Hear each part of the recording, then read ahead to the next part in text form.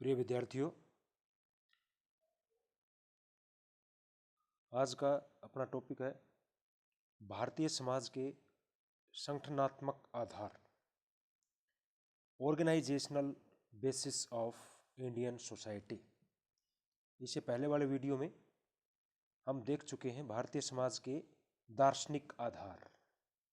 उससे आगे शुरू करते हैं भारतीय समाज के संगठनात्मक आधार कौन कौन से हैं, जिससे कि भारतीय समाज को संगठित करने में मदद मिली है और आज एक ऑर्गेनाइज्ड रूप में भारतीय समाज जिस रूप में है उसके कौन कौन से मुख्य आधार रहे हैं। भारतीय समाज को संगठित करने के उद्देश्य से यहाँ कुछ ऐसी सामाजिक व्यवस्थाओं को निर्मित किया गया था जो व्यक्ति और समाज दोनों के सर्वांगीण विकास में योगदान देने की दृष्टि से महत्वपूर्ण है। इनको ही हम भारतीय समाज के संगठनात्मक आधार मानते हैं, जिसमें सबसे पहला है वर्ण व्यवस्था, वर्णा सिस्टम। ये आपने इससे पूर्व भी सुना होगा, विद्यालय स्तर के ऊपर भी हम जानते हैं सोशल स्टडीज में ये 4 वर्ण होते हैं, ब्राह्मण, क्षत्रिय, वैश्य और शूद्र। यह भारतीय सामाजिक संगठन की एक आधारशिला के रूप में मानी जाती है। यहाँ पर आर्थिक आधार के बजाय व्यक्ति के गुण और स्वभाव के आधार पर समाज को 4 वर्णों में विभाजित किया गया था। और जो वर्ण की जो उत्पत्ति हुई थी वो स्वयं आदि पुरुष ब्रह्मा जी के माध्यम से मानी जाती है। अलग अलग इसकी उत्पत्ति की थ्योरी हैं कि चातुर्वर्णम मया सृष्टम गुण कर्म विभागश्च, जैसे ऋग्वेद के पुरुष सूक्त में के 16वें श्लोक में ये उत्पत्ति मानी जाती है कि 4 वर्णों की उत्पत्ति स्वयं ब्रह्मा जी के द्वारा की गई थी। प्रत्येक वर्ण के अधिकार, दायित्व और व्यवसाय एक दूसरे से भिन्न भिन्न थे और इसमें ब्राह्मण वर्ण की स्थिति सबसे ऊंची थी। परंतु इस व्यवस्था के प्रारंभ में जन्म पर आधारित नहीं होकर के जो व्यवस्था थी वो गुण और स्वभाव पर आधारित होने के कारण व्यक्ति के लिए जो था वर्ण का परिवर्तन करना संभव था।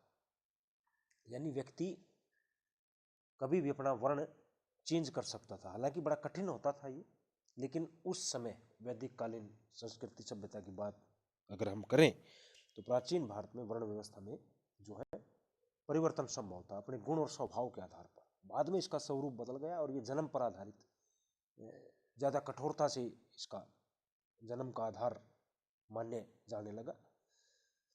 यद्यपि वर्ण व्यवस्था में ओपन सिस्टम की कुछ विशेषताएं अवश्य पाई जाती हैं, लेकिन व्यवहारिक रूप में वर्ण परिवर्तन उतना आसान भी नहीं था जितना सामान्यतः समझ लिया जाता है। सैद्धांतिक रूप से अगर हम पढ़ी पढ़ाई बातों को माने तो ऐसा संभव बहुत कम होता था कि आदमी अपने स्वभाव के हिसाब से वर्ण को चेंज कर ले।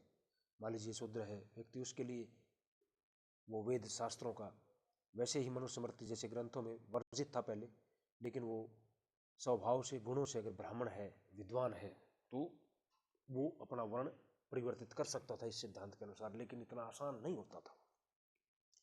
कालांतर में यही जो वर्ण व्यवस्था है ये आगे चल करके भारतीय समाज में जाति प्रथा के रूप में तब्दील हो गई।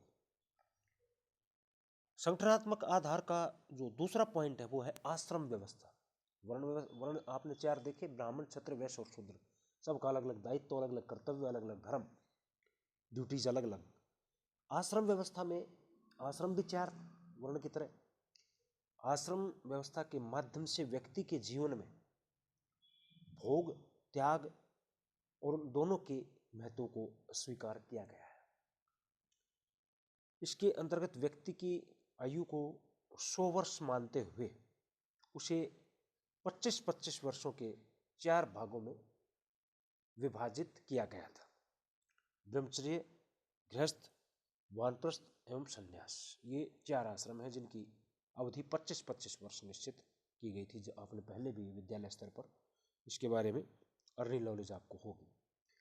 इस माध्यम से व्यक्ति अपने जीवन काल में 4 पुरुषार्थों धर्म, अर्थ, काम और मोक्ष को प्राप्त करने की दिशा में आगे बढ़ता है। चारों एक तरह से 4 जगह पर जीवन के अंदर पड़ाव थे।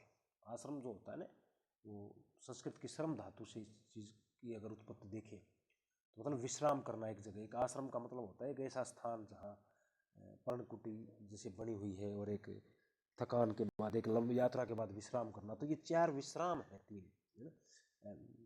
एक तरह से अंतराल बीच में 1 से 25 वर्ष तक, फिर विश्राम, फिर दूसरी चीजें शुरू, है ना, दूसरी यात्रा शुरू, फिर विश्राम, फिर तीसरी यात्रा शुरू। इस तरह से जीवन यात्रा में ये जो है विश्राम स्थल बनाए गए हैं और अलग अलग कर्तव्य और अलग अलग दायित्व, अलग अलग गुण धर्म निश्चित किए गए हैं। जाति व्यवस्था तीसरा इसका आधार है।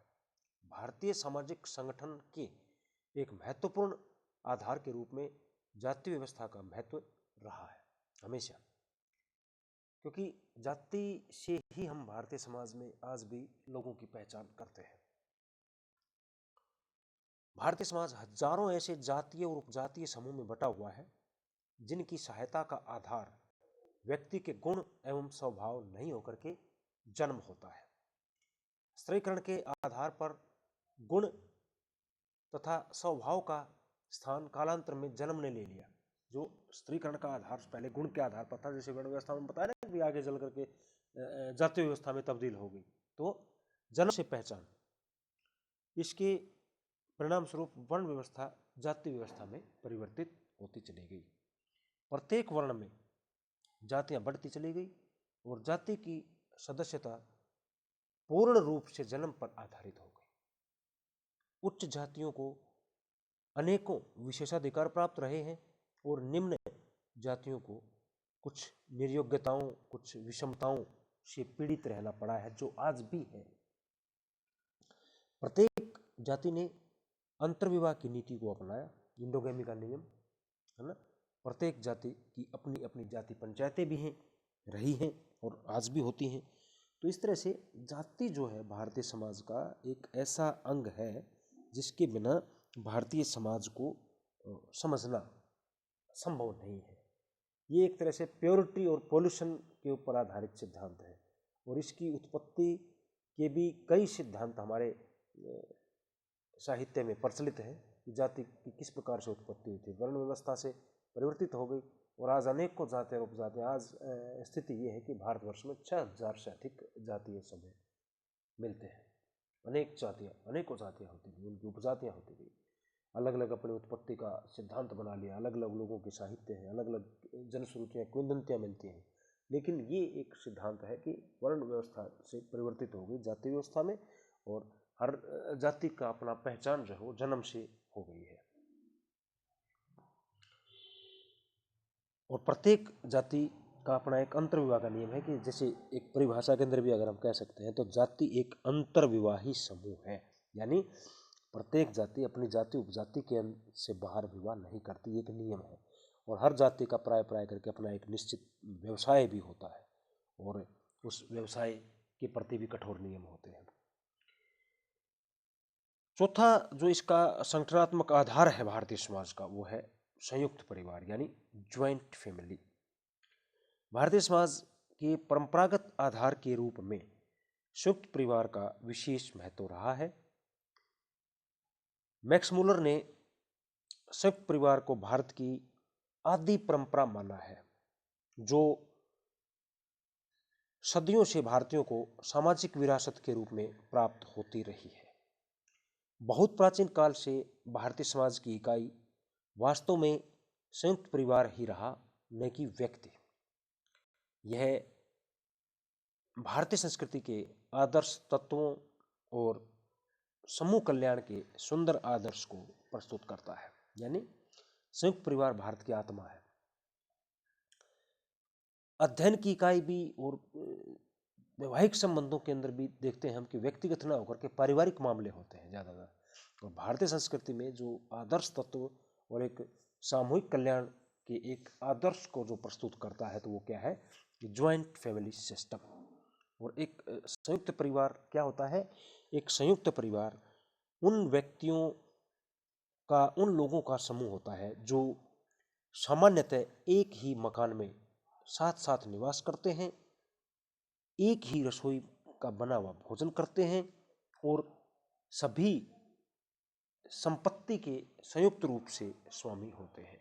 इसके अंदर एक मुखिया होता है जो प्राय करके हमारे दादाजी हो सकते हैं, हमारे पिताजी हो सकते हैं, ताऊ जी हो सकते हैं, चाचा जी हो सकते हैं, जो भी एक परिवार का जो बड़ा है वो मुखिया होता है। और मुखिया की पत्नी की इसके अंदर एक तरह से कमांड चलती है और सामान्य रसोई भर का बना हुआ भोजन करते हैं और सामान्य संपत्ति की पूरी जो संसाधन होते हैं प्रॉपर्टी से संबंधित, उनके ऊपर सामान्य रूप से सभी की सामूहिक स्वामित्व होता है। सभी मिल बैठ करके काम करते हैं, सभी का अपना अपना काम निश्चित होता है और ये मान के चलें कि 2 या 3 पीढ़ी के लोग अथवा 30-40 व्यक्तियों की संख्या आकार की दृष्टि से अगर माने तो संयुक्त परिवार में 30-40 व्यक्तियों की संख्या होती है। इस विवेचन से स्पष्ट होता है कि भारतीय समाज के कुछ ऐसे परंपरागत आधार होते हैं जिन्होंने समाज के समन्वयकारी प्रवृत्तियों के विकास में योगदान दिया। इन आधारों ने व्यक्ति की उत्पत्ति के साथ साथ समाज के विकास में भी सहायता पहुंचाई और भारतीय सामाजिक व्यवस्था से संबंधित उक्त बातों ने व्यक्ति को समन्वित जीवन व्यतीत करने के लिए प्रोत्साहित किया। जो भी चीज़ है, चाहे आश्रम है या वर्ण है, उसे यह सोचने और समझने में सहायता प्रदान की कि वह केवल स्वयं के लिए नहीं होता बल्कि व्यापक रूप से वो सामूहिक जिम्मेदारियां होती हैं। वो स्वयं के लिए नहीं बल्कि परिवार के लिए अर्थात समूह के लिए होता है। शास्त्रीय दृष्टिकोण में न तो व्यक्ति को और न ही समाज को पूर्णतः प्रमुखता दी गई थी और व्यक्ति समाज पर निर्भर है और समाज अपने विकास और प्रगति के लिए व्यक्ति पर निर्भर है। समाज कोई जड़ वस्तु नहीं है जहाँ विभिन्न कालों में उसमें निरंतरता देखने को मिलती है। वहीं परिवर्तन के महत्व को भी स्वीकार किया गया है। तो शास्त्रीय दृष्टिकोण जो पाठ्य दृष्टिकोण था उसके अंदर साहित्य प्रचुर मात्रा में मिलता है। उसके बाद इससे अगला जो दृष्टिकोण होगा वो हमारा क्षेत्रीय दृष्टिकोण होगा नेक्स्ट वीडियोस। Thank you.